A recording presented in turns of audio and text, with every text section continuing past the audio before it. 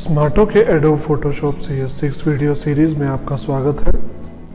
इससे पिछली वीडियो में हमने इमेज मेन्यू के मोड और एडजस्टमेंट्स के बारे में जाना। आइए बाकी ऑप्शंस के बारे में भी जान लेते हैं।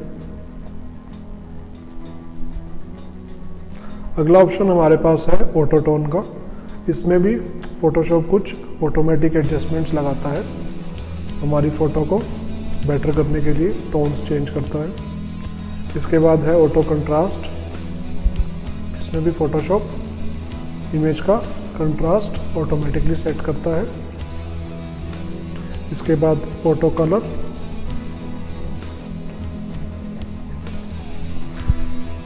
इससे अगला हमारे पास है इमेज साइज। इमेज साइज में आप अपनी इमेज को किसी फिक्स्ड यूनिट्स के बीच में रीसाइज कर सकते हैं, जैसे कि इंचेस।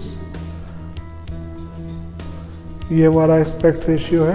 अगर हम लॉक करना चाहते हैं कि जितनी विड्थ हमारी डिक्रीज हो उतनी ही हमारी हाइट डिक्रीज हो, तो आप इसको ऑन रख सकते हैं ताकि आपकी जो फोटो है वो पिचक ना जाए, स्क्वैश ना हो जाए।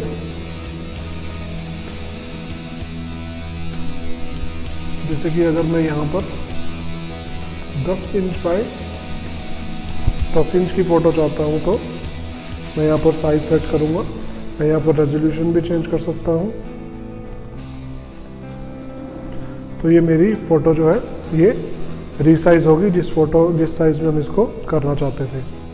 अब जैसे कि हमारी पासपोर्ट साइज़ फ़ोटोज़ होती हैं, उनको हमें अरेंज करने से पहले रीसाइज करना पड़ता है ताकि जो हमारा प्रिंट आउट है वो पासपोर्ट साइज़ फ़ोटो के साइज़ में ही आए। इससे अगला हमारे पास जो ऑप्शन है वो है कैनवस साइज़। इमेज साइज़ से हम पूरी इमेज के साइज़ को कंट्रोल करते हैं। कैनवस साइज़ से हम सिर्फ इमेज का जो स्टोरेज का एरिया है उसको चेंज कर सकते हैं, जो कि हमारा पूरा कैनवस है। जैसे कि मैं यहाँ 10 इंच को अगर 12 करता हूँ और 6 को अगर मैं 8 करता हूँ, तो मेरे पास यहाँ पर कुछ एक्स्ट्रा पिक्सल्स आ गए हैं। मेरी जो इमेज है वो रिसाइज नहीं हुई, सिर्फ जो मेरा बैकग्राउंड में कैनवस था वो रिसाइज हुआ है यहाँ पर। इसके बाद हमारे पास है इमेज रोटेशन। अगर हमारे पास कई बार ऐसा होता है कि एक पोर्ट्रेट इमेज होती है जो कि हमने दूसरे एंगल से खींची होती है, तो हमें उसको रोटेट करना पड़ता है। ये हम डिग्रीज में रोटेट कर सकते हैं। जैसे कि अगर मैं इसको यहाँ 180 डिग्री रोटेट करूँगा तो ये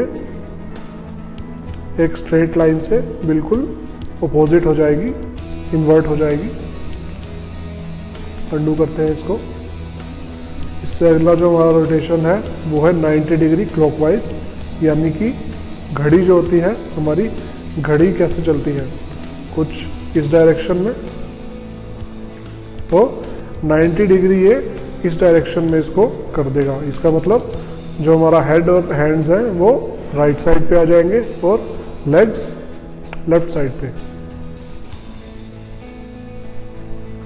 इससे अगला जो हमारा है वो है एंटी क्लॉकवाइज, यानी कि जो हमारी क्लॉक रोटेट करती है उसकी उल्टी डायरेक्शन में। इसको अंडू करते हैं। इसके बाद हमारे पास है आर्बिट्रेरी। यहाँ पर हम मैनुअली अपनी एंगल सेट कर सकते हैं कि हमने कितनी डिग्री पे इसको रोटेट करना है। जैसे कि अगर मैं 45 डिग्री रोटेट करूँगा तो कुछ ऐसे होने की बजाय हमारी इमेज कुछ इस एंगल पर सेट हो जाएगी। इसके बाद 45 डिग्री क्लॉकवाइज घुमाना है या काउंटर क्लॉकवाइज। हम इसको क्लॉकवाइज रोटेट करते हैं तो ये इमेज हमारी 45 डिग्री पर रोटेट हो गई।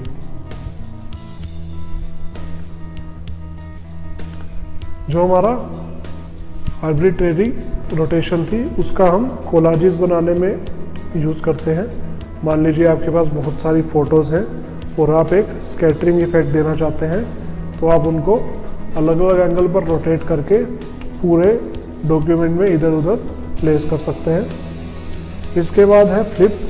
फ्लिप से हमारी जो इमेज है वो मिरर की तरह फ्लिप हो जाती है। जैसे अगर मैं हॉरिजेंटली इसको फ्लिप करूँगा तो ये हॉरिजेंटली फ्लिप हो जाएगी जैसे कि मिरर में होती है। और अगर मैं इसको वर्टिकली फ्लिप करूँगा तो जो कुछ नीचे है वो ऊपर चला जाएगा और जो कुछ ऊपर है वो नीचे आ जाएगा।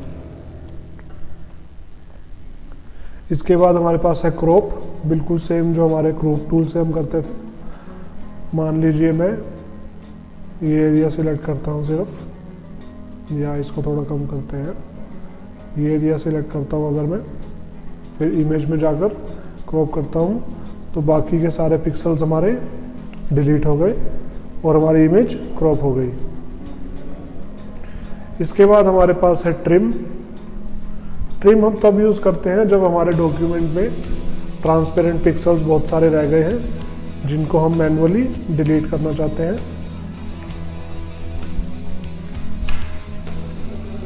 जैसे कि आप एक नए डॉक्यूमेंट में काम कर रहे थे जो कि वाइट ना होकर ट्रांसपेरेंट था,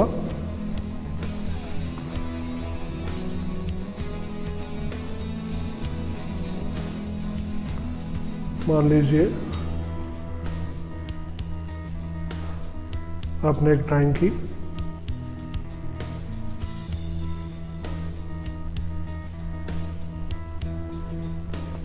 एक स्पेस शटल ड्रा की, ये उसका डोर, ये उसकी फ्लेम्स,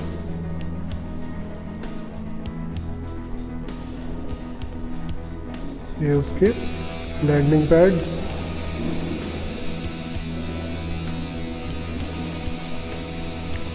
और अब इसके बाद आप चाहते हैं कि जो आपका ब्लैंक एरिया है वो ड्रॉप हो जाए, तो हम इमेज में ट्रिम में जाएंगे और सारे ट्रांसपेरेंट पिक्सल्स को ड्रॉप कर देंगे। तो हमारा जो एरिया इम्पोर्टेंट है सिर्फ वो हमारे पास बच जाएगा।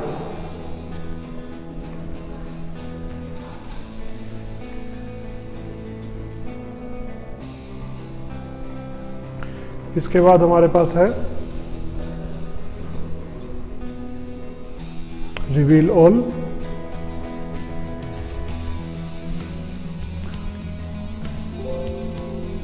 मान लीजिए हम एक कोलाज बनाते हैं A4 साइज का,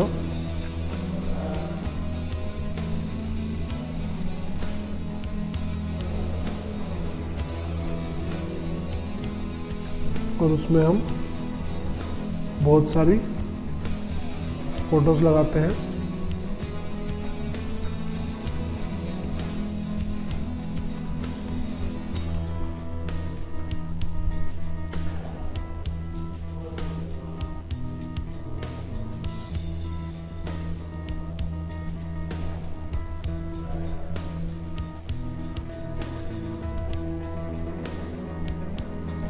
इन सारी इमेजेस को मैं हमने जो A4 डॉक्यूमेंट बनाया था उसमें ड्रॉप करता हूँ।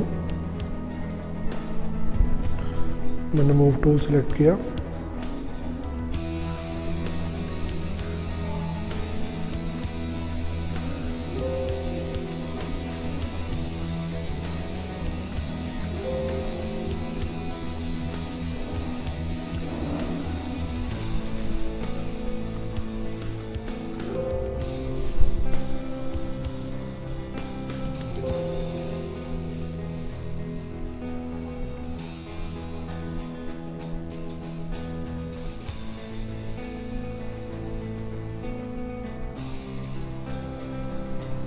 मैं हमारी फ़ोटोज़ को यहाँ पर कंट्रोल T यानी फ्री ट्रांसफॉर्म से रिसाइज करूँगा,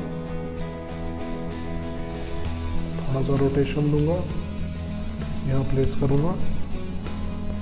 इसके बाद next image, control T, link किया, ट्रांसफॉर्म को स्मॉल किया, थोड़ा सा रोटेट किया एक अलग एंगल पर, किसी और कॉर्नर पे लगा दिया।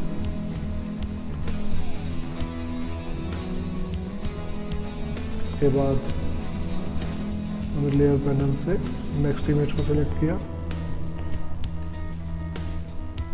कंट्रोल T, लिंक किया, स्मॉल किया, थोड़े से एंगल पर रोटेट कर दिया।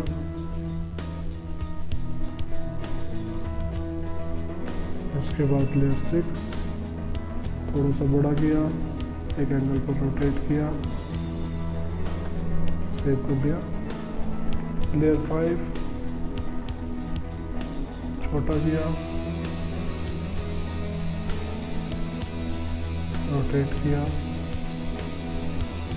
और यहाँ पर छोड़ दिया। इसके बाद लेयर 4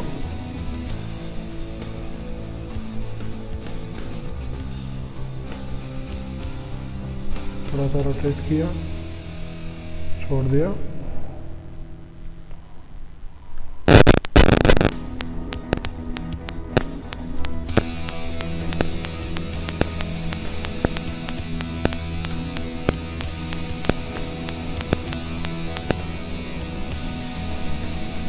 थोड़ा सा स्केल किया, रोटेट किया और छोड़ दिया। और हमारी ये फाइनल इमेज, इसको मैं थोड़ा ऊपर लेके आया, स्केल किया, रोटेट किया और छोड़ दिया। अब आप देखेंगे कि हमारे जो कुछ कॉर्नर्स हैं वो हमने बाहर निकाले हुए हैं। अगर हम चाहते हैं कि जो हमारा डॉक्यूमेंट है वो ऑटोमेटिकली खुद को रिसाइज करे, कि हमारे जितने भी ऑब्जेक्ट जो बाहर हैं वो हमारे कैनवस के अंदर आ जाए, तो आप रिवील ऑल पे क्लिक कर सकते हैं।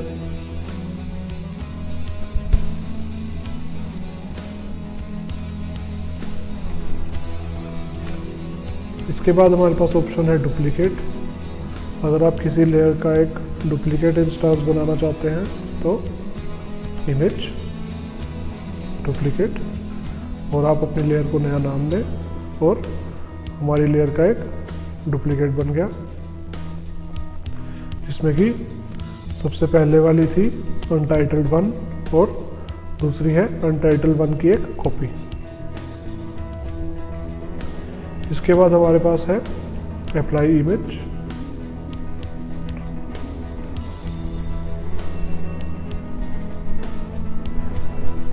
अगर आप एक लेयर को सिलेक्ट करते हैं और अप्लाई इमेज पर जाते हैं, फिर यहाँ से सोर्स सिलेक्ट करते हैं, तो उसकी एक कॉपी दूसरी लेयर के अंदर अप्लाई हो जाएगी।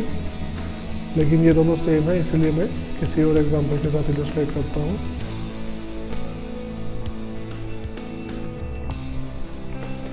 जैसे कि अगर मैं इस लेयर में अप्लाई इमेज करता हूँ और सोर्स लेता हूँ,